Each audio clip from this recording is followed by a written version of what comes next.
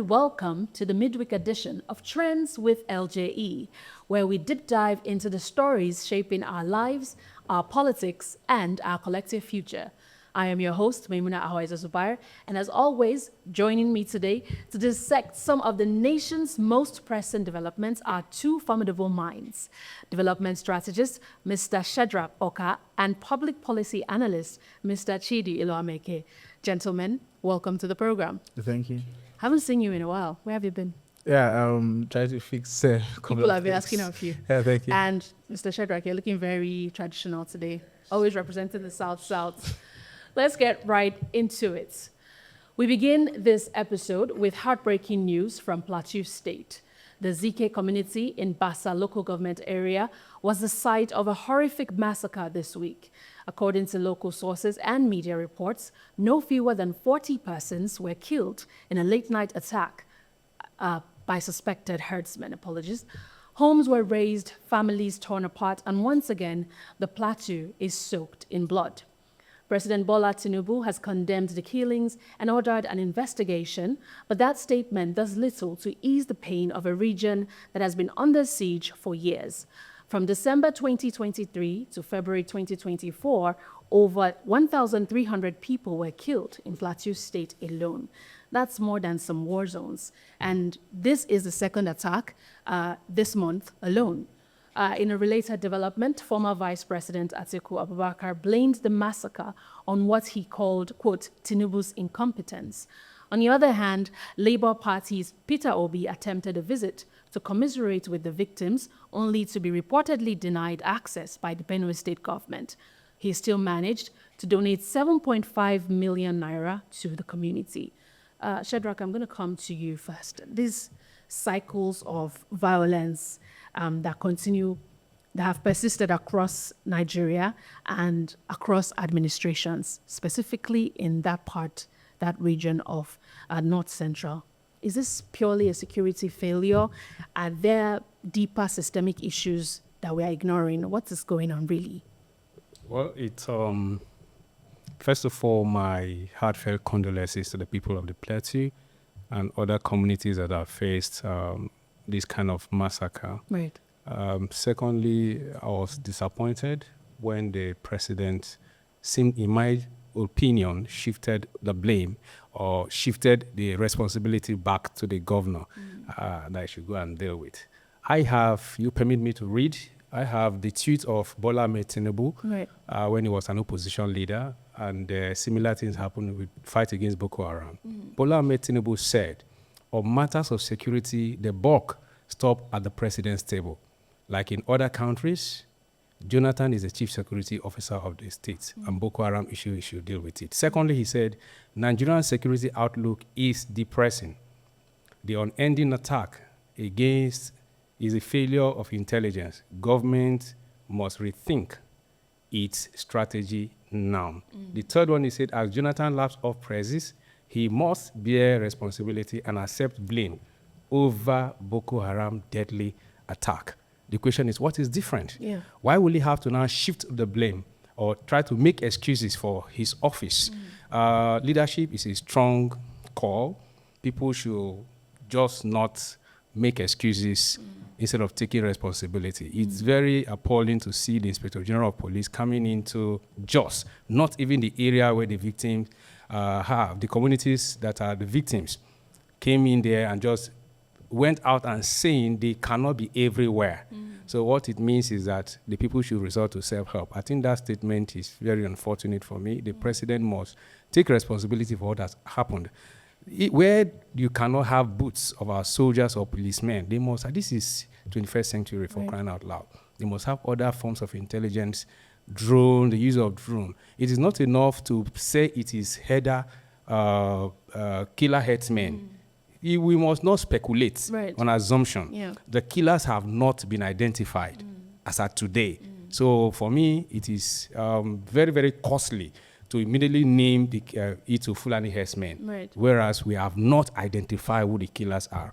And for over many weeks now, or even months, such attacks come and go without identifying who the killer is. It's a slap on our security. Absolutely. They must sit up and then rethink security intelligence like Tinubu said when he was not the president. It's easy to, make all of these pronouncements when the buck doesn't stop with you. Chidi, this political back and forth, I'm going to ask you specifically regarding statements that Atiku Abubakar made, calling Tinubu incompetent. I'm very sure that if you were to look back, though unfortunately he hasn't held presidential office so far, there will be tweets too that somebody has said or he has said where he couldn't even, back up those words. What are your thoughts? Do you think that this is just political posturing?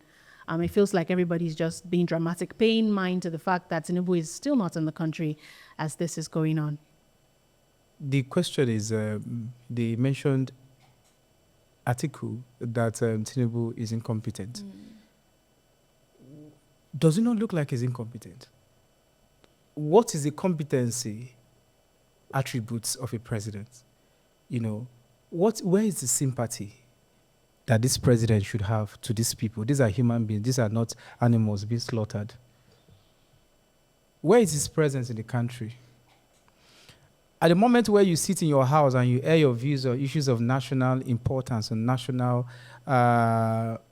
concern that affect the people, you're being picked there by the DSS. You're being picked there by the security outfit that work for Tinubu himself by implication of this whole discussion. And then for crime being done against humanity, according to the governor of Plateau State, Muftual, he said that this is genocide. I'm quoting him. Said this is genocide. And then you come to tell me that Atiku is not right. He's more than right to say he's incompetent. And it is obvious with what is happening with the killings.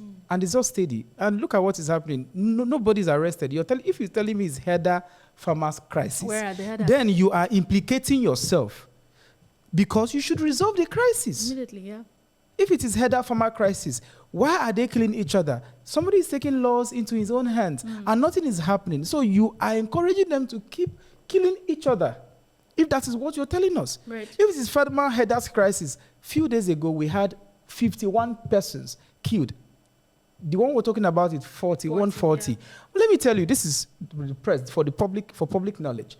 When they give you number, the press reduce the number because they don't want to aggravate the issue. So if we're talking about 10 people, if the press tells you 10, no, it's 100 people dead. If they tell you 40, no, it's 400 people. No, I'm not saying it has to be, but it's usually more than the number they give you because they're trying to control the emotions. They're trying to reduce the impact. Right. So, Atiku, he's correct to have said that. From mourning to maneuvering, Nigeria's political terrain is shifting fast ahead of the 2027 general elections. PDP governors recently declared they're taking back power in 2027, boldly announcing a quick notice to the APC. But it's not just the opposition that is realigning. APC chairman Ganduje claims that Rabiu Musa Kwankwaso, the face of the NNPP, is on his way back to the APC. He even called him a, quote, general in the wilderness after losing key supporters, suggesting that Kwankwaso's political relevance is dwindling. Yet, Kwankwaso continues to pull weight in Kano and the north. Chidi, what does this say about ideological consistency of political parties? I think we have had this conversation before on this program. What is your thoughts on this consistent moving? I think another state's deputy governor also made a move. Of course, Rivers State also from PDP to APC. And, it feels like there's just a lot of running around going on. What it means, we see a situation whereby we are celebrating, the APC leadership is celebrating carpet crossing, celebrating defections to their party. Instead of celebrating performance of government, they should be celebrating what they've done, how they've helped people leave poverty line, and how they've ensured that the multidimensional poverty that lots of Nigerians, millions of Nigerians are suffering is halted, and how the reason for these defections in the APC or proposed defections to the APC. Oh, they're not proposed. They're actually happening. No. The one you mentioned is proposed because it has not happened. Right. So this kind of defections, rumors, because I don't even call it proposed. There are rumors, political points. So they celebrate this thing. For me, it's celebrating mediocrity. Mediocrity. Right. Yes. What we should be celebrating is that the APC has been able to ensure that Nigerian GDP increased from this, that the impact of Tinubu's magic in Lagos is being translated here. Nationally, yeah. As a result, that is what is causing these defections. So what we are seeing from the APC is a shift from what they told us that they were going to do when they came to wrestle power from the PDP. And then for Kwankwaso, it's exciting to come and mention Kwankwaso because Kwankwaso is somebody that holds the north, particularly the part of Kano State. The last elections is obvious. So why is he celebrating that? Because they are telling you that they are preparing for 2027. They don't care about Nigeria. So because they see Kwankwaso has his own movement, right, and they want to latch on it. And you see, for 2027, if Kwankwaso was going to defect, he will not come and tell you, you see the defection. He will not come to celebrate what had never happened. So you celebrating what had never happened is like a VAR that is still doing a review. You're not sure if this goal is called yet. So that's what is happening. For me, it's just a child's play. It should not happen. He's an elder statesman. People respect him in the political space. He should just keep quiet and commensurate with those that have died and ask Tinubu to come back, to go visit physically these people that have been killed. There has never been a time, in recent time, and in Tinubu's administration, where people have been killed, and he goes there to visit them physically. Right. This is important. This shows sympathy. Absolutely. Pretend that you care. Absolutely. Pretend that you care, Mr. President. Thank you. I'm just going to go quickly around because we have so much on the docket. Down south, the power tussle in Rivers State is intensifying as a judicial panel set up by the new administration has summoned administration. It's funny that I have to say that. Has someone suspended Governor Fubara and his deputy to explain the appointments they made while in office. This is happening in the middle of a wider rift involving political godfather Nyesom Wike, a divided House of Assembly, and accusation flying in all directions. Also making headlines, the Nigerian Bar Association clarified this week that the 300 million naira they received from the Rivers State government was a gift, not a bribe, or a hosting fee for their annual general conference. Shadrach, you interrupted while I was reading this, so I want to hear your thoughts immediately. Is this judicial panel legitimate? We have said, without pretense, Nigerians of goodwill and good consciences have faulted the emergency role in the first place. As the law will always say, you cannot build something on nothing. As far as we are concerned, it is illegal. So every other structure they are building on top of it is illegality continued. So what has just happened, especially summoning the executive elected governor to come and account for something, is a joke taken too far. And I think it is the people. We are responsible for all of this extension of impunity going on in our polity. Right. If the people stand up to their right, I think all of these things will not be there. That is the reason why politicians in a midterm year will be talking about next election 2027. It's an insult on the people, especially to know that the voter strength is less 20% of politicians themselves.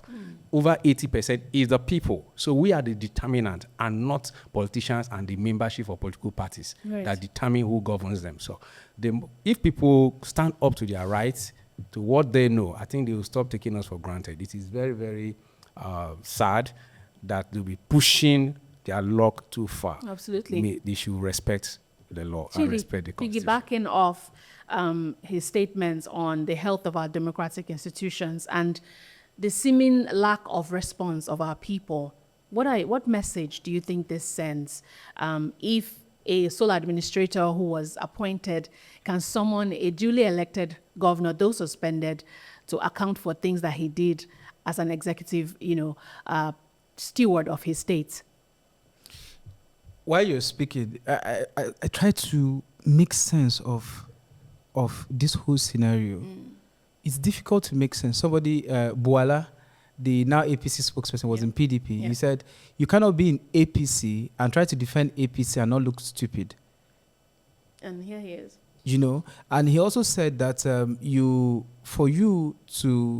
somebody, there's this cartoon that says if you have to be in the APC, you need to remove your brain. There's this, and say you don't need this here. I'm not talking about the party, basically. I mean, it's a party, it's run by people. But it's about the ideology that we see. the government of the day, the Tinubu's administration, with what is happening in Rivers State, is worse than military coup d'etat. That's a controversial statement. And I'll tell you why. Yeah. Many reasons. In a military regime, a military takeover of government, you don't call the past to sit down and start giving you, even though in our democracy, we don't want it to happen. I mean, do you understand? Right. But it is not encouraging. And look at it this way, that you have a sole administrator that was the sole purpose of this sole administrator is to ensure that Rivers State, the crisis in Rivers State, is doused. His responsibility that Tinubu gave him, right. President Tinubu gave him, did not include that you call him and start asking for stewardship. Is to ensure that the crisis in Rivers State comes to an end. Yeah. This thing is a message. They're already sending directly an indirect message to other governors and Nigerians that anything can happen, that you can be picked up, any governor can be picked up, and impunity in the highest order. A whole governor of Rivers State. Look, you cannot do that. And let me tell you something. History beckons. Tomorrow beckons. Tomorrow, he will not be sole administrator forever. Let's not allow ourselves to be used by people. Absolutely. For me, I will advise the sole administrator, Ibas, to step down honorably and tell, yes, it's a message. His image, he has good image by implication in the military. He should just step down and ask Tinubu to appoint somebody he feels, because this is not something that he wants to soil his hands. Tomorrow, they will, and then there's also the content of that letter that says, give account of your stewardship, right. An opportunity for reassessment to see if you can still come back. Is it Ibas that should reassess him? Absolutely not. Is it the sole administrator instead of the president that put him there? True words. However, well. we should go on a mid-break. From food security to Ponzi schemes and an inspirational young man, there's more to explore on Trends with LJE, so don't go anywhere. We'll be right back. As the people and members of LJE Green Community, we share a deeper commitment to protect not only our environment, but also the rights and dignity of all individuals within our reach. Every day we are faced with the responsibility to uphold human dignity. If you see something wrong happening around you, do not turn a blind eye.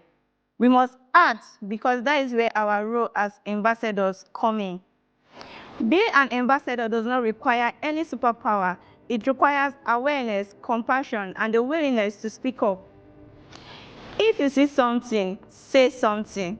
It's our duty to stand up for justice and amplify the voices of those who can't speak for themselves. One voice can spark a movement, and together we can create a nation that values human life. You can reach us on 070-5236-8821 or visit our website at www.ljenigeria.org to report a violation. Remember, if you see something, say something.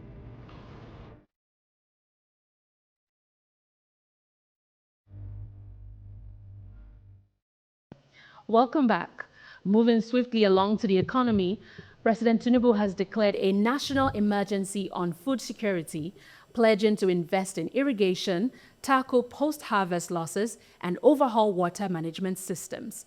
This comes amid skyrocketing prices of staple foods, with inflation making even basic nutrition unaffordable for many.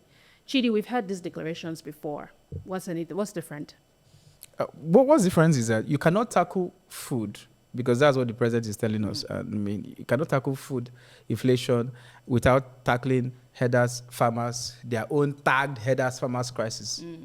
You cannot tackle food insecurity without talking about the security of lives and properties. You cannot tackle food insecurity without tackling majorly the infrastructural deficits we have in the country. Right. You cannot tackle food insecurity without tackling the corruption in the system of government. You cannot tackle food insecurity without ensuring that the roads that connect the rural areas to the urban centers, to the urban areas, are well built. You cannot tackle food insecurity without ensuring that you pause buying yacht.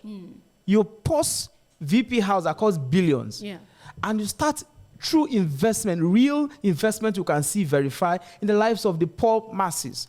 You cannot tackle this. And we see cases of Natasha being discussed as against holding government accountable and allowing government and the citizens to hold her government accountable. You cannot tackle food insecurity. We've seen the free fall of the Naira.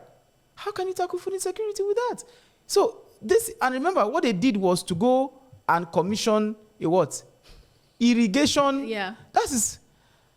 They say that it is part, we are in a climate change situation. So as part of efforts to, curtail or to amplify certain issues that are being, experienced worldwide, this is one of those things that food security is a problem because of lack of irrigation. But don't forget that what they did was they were in a program, this particular program, where this issue, this statement came up from. Yeah. It was in a particular program where they inaugurated where they inaugurated the irrigation project. Yeah. So, and then there's a statement. Come on, Nigeria don't live by statements.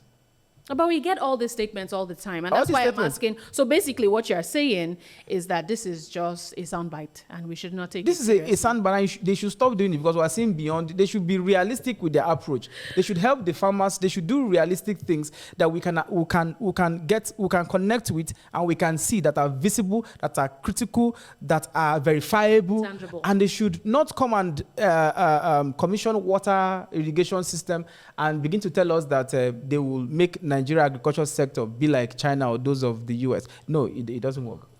Okay.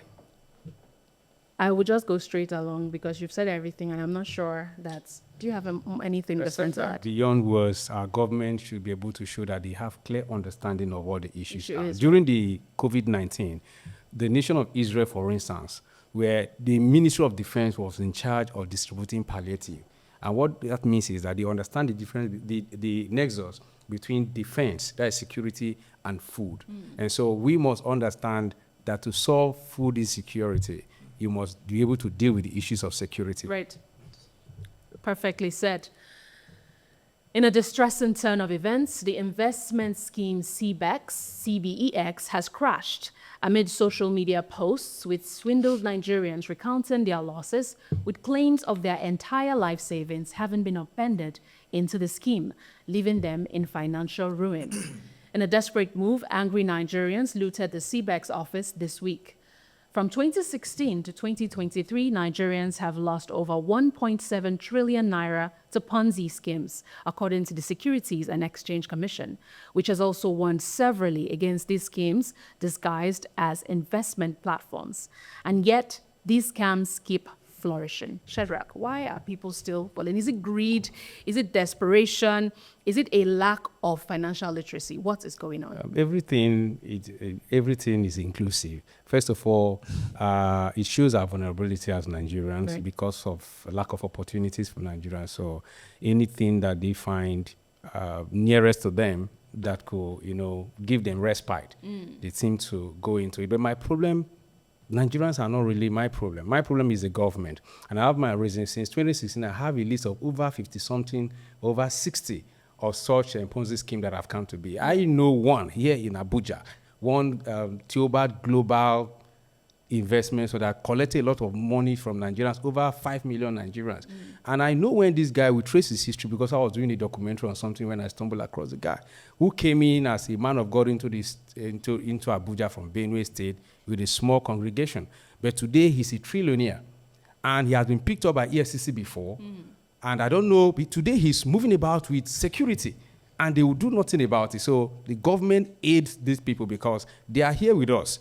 Government should be able to pick up such people and give opportunity to Nigerians. People will still, imagine somebody who's earning a little above the minimum wage. A bag of rice is 86,000. And he hears that when you put 2,000 here, you get 4,000 here. Right. He will go into it. I think lack of opportunity is one of the reasons that this is happening. But beyond that, I think some government functionaries collude with these people to also defraud Nigeria because they grant legitimacy to what they do. Wow. When they see government presence around them, people Right. seem to believe. So are you saying that government is not criminalizing participation in all these schemes? On paper, yes, but in actual fact, they aided them. Because when you go to this place and you see that, like I said, I know, I've mentioned name. Right. One apostle, Theophilus Ebonyi, is a general overseer of a church who led what they call Global Theobald Foundation, Right. collected money, hundreds of thousands and millions from Nigerians, promised to give them money in return. And as I speak today, I have people that I know, over 2,000 people that I know, and I know this guy. EFCC have picked him up, flashed him, but they have done nothing. Today, he's parading himself with convoy and packs of security, and nobody have done anything. He's a fraudster. I'm mentioning his name on air. So it is, when you see such a person who have this record, still going about with security, daily lives, police yeah. in daily life. So Untouched, they yeah. grant legitimacy to what they do. You know, so for me, what's- government are aiding these people. What you just said is very simple. It means that the people, who now understand that somebody who was never called by God to come to the ministry can go this route and become successful, Yeah. even when he defrauded people. You're only telling us that is the only option to become successful. Right, it and that legitimizes it. he is a role model for many Nigerians, actually. Yeah, because, yes. Then the other part is also to say that when you look at the economy of the country and you look at the people, we have worse people than the CBEX. CBEX, you can identify, they have an office, even though it's been looted, and everything. They are pastors and those in the other, those in heads, the yeah. imam and what have you, that come with fake miracles and fake this and tell you to do this. They should be arrested. Absolutely. Because that is part of scam. Even though Securities and Exchange Commission (SEC) had also, give a red line against the CBEX, and people would always want to not trust the government because it's exactly the distrust the people have with the government. That is exactly why they will not even listen to the government. Because when they ask you to stand, it means you have to run. They ask you to so exactly what is happening. So when government begin to arrest those in high and low places, using both spiritual means and physical means to extort money from people, Yeah. even from women who want husbands, even from. By the time this thing begin to happen, you see pastors tell you that you can't do anything. We have the case of Timi Dakolo, Right. and they say you cannot do anything. Right. And you go there, they have connections. So what do you expect? But hopefully we have a country that will that will do the right thing, so that the citizens begin to trust the government and the country well fashioned. We're going to have it. Hopefully. Hopeful end to your remarks. And let's end on a more hopeful and high note, as Kazim Sanusi, a 400 level student at the University of Ilorin, just broke the Guinness World Record for the longest math lesson, clocking 31 hours, 42 minutes, and 54 seconds. Kazim smashed the previous record of 26 hours of non-stop lessons. The groundbreaking event by the 400 level mathematics student was witnessed by representatives of the Guinness World Record, and Unilorin spokesperson Kunle Akogun in a statement said Kazim performed the feat to the cheers of a captivated audience led by the University Vice Chancellor, Professor Wahab Egbewole San, and he is excited awaiting official confirmation from Guinness World Record. In a time when youth are often vilified or underestimated, this young Nigerian is showing the world what we're capable of. Gentlemen. For me, I would just simply say congratulations to the young Absolutely. man. That is the spirit of Nigeria that he just showed. And by all indication, nothing different, because Nigerians are making progress, are very resilient. Despite the odds against them, they are still striving. But Nigeria as a country absolutely. is retrogressing. Absolutely. So it's just the Nigerian spirit, the can-do spirit. Without support from the system, they are breaking the glass ceiling and trying to move it. Nigeria as a country is not doing anything. For me, it is beyond the lectures. What do you do with the knowledge of mathematics? Do we have, as the king of science, mathematics, what do we do? We have mathematicians loitering the streets of Nigeria everywhere with their first class, and there is nowhere to exhibit knowledge. Right. So it should be an indictment on the system, not just celebrating the Guinness Book of Record that the young man has broken. He has done well for himself. Yeah. Right. So it also goes to tell you, because the vice chancellor was also there to cheer him up, the academic member of staff of the University of Ilorin and everything. So for those in the other sector, you know, and you begin to look at it that, our country, we don't encourage scholarship. We don't encourage what should be encouraged. Right. See Big Brother Nigeria and see people go there, expose themselves, do all sorts of things that do not even promote our culture or good manners. Right. And they earn billions, they earn millions, they earn money, they earn accolade, they even get sponsorships from blue chip, you know, companies, from big companies. They are endorsed. They are ambassadors. Thank God for this guy that I think MTN used this. I mean, I shouldn't talk about MTN here, but then this guy that does chess, that won the Guinness Ultimate. I mean, the Guinness Book of Record, that broke Guinness Book of Record for chess. You know, this guy, and I saw this advert, a couple of adverts that this is beautiful. Right. Yeah. Those who have those in order doing beautiful things in their craft.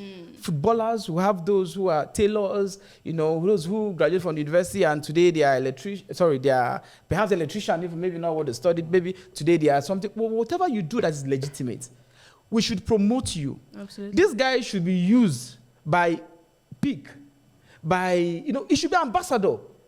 It should not just end that way. That is the kind of country that maybe now that we've talked about APC, maybe now APC and those in politics. That is the kind of country. Someone has heard us. We know that we live in a country that leaves a lot to be desired. And so this is my last word on this. We live in a country that leaves a lot to be desired. And we have personal and public experiences that show time and time again how the government ignores, you know, good work. Well, please, University of Ilorin, name a building after Kasim Sanusi. That way, it will be a monument that students will ask The questions. senators, the politicians are keen on for buildings. But let us just do something for him. The university should do something for him, you know, encourage him. Absolutely. And not just the university alone, because university, they are traps of, they have challenges with funds. Absolutely. The funding of universities also has their issues. So we're going to discuss how to maybe one of these days. So I have so many issues with the university system, which I have an idea of. Now, what we should do more is the public, politicians, those in public space, you know, the senator representing his constituency or representing that area, the governor, and even private individuals, private institutions should do something, should encourage him. You understand? This is amazing. This is a feat. You know, mathematics for that matter. Well, you know, that brings us to the end of today's edition of Trends with LJE. My thanks to Shadrach Oka and Chidi Ilameke for your sharp insights. And to you, our listeners, for always tuning in, always questioning, and always striving for better. We'll be back with more truth, more trends, and more talk that matters. Until then, stay safe, stay smart, and stay engaged. I am Imuna Hoyes as a buyer. Bye for now.